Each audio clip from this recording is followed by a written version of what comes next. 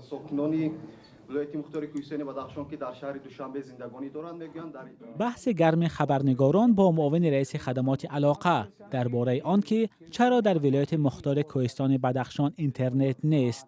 روزنامه‌نگاران از پاسخ ناروشن و احتمال از قبل آماده شده الهام جان عطایف در این باره قانع نشدند.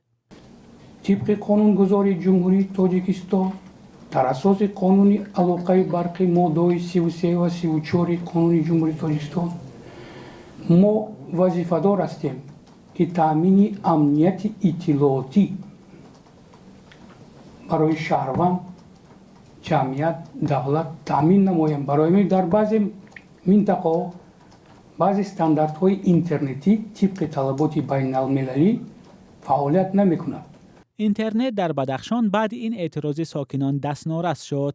نمایندگان معترضان و حکومت ولایت به سازش رسیده بودند که بر عوض پراکنده شوی مردم اینترنت دوباره دسترس می شود، اما با گذشت بیش از 2 ماه این وعده هنوز عملی نشده است. فعالان ولایت می گویند نبودن اینترنت مشکلی های زیادی را برای مردم ایجاد کرده است. تمام خلق کور چیشون این تو هستن، بانکو هستن، اینجا استودینتو هستن که امریکا، خیتو دیگر دولت ها را میخونند و همشون با آنلاین میخونند درس خدا. انا در مدت 2 ماه شد که همه از اینترنت به نصیبند.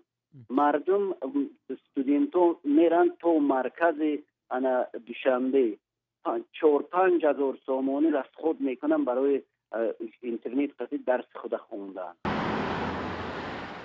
دستنارس ماندن اینترنت در ولایت مختار کوهستان بدخشان انتقاد حامیان حقوق را به میان آورده است. برخی حامیان حقوق قطع اینترنت را غیر قانونی می‌دانند.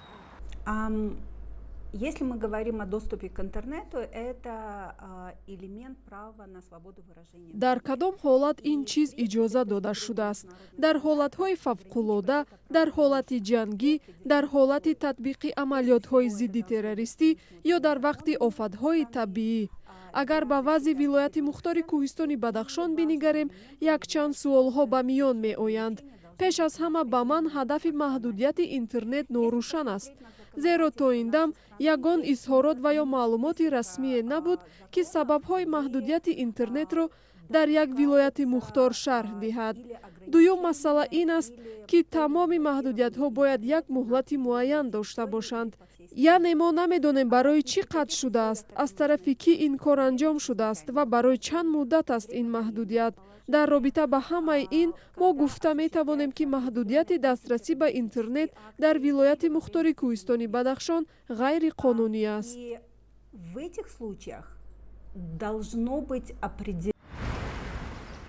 هنوز روشن نیست که ساکنان ولایت مختار کوهستان بدخشان کی به اینترنت دسترسی پیدا می‌کنند، هرچند در حال حاضر مقامات به درستی این کار خود پایفشاری دارند.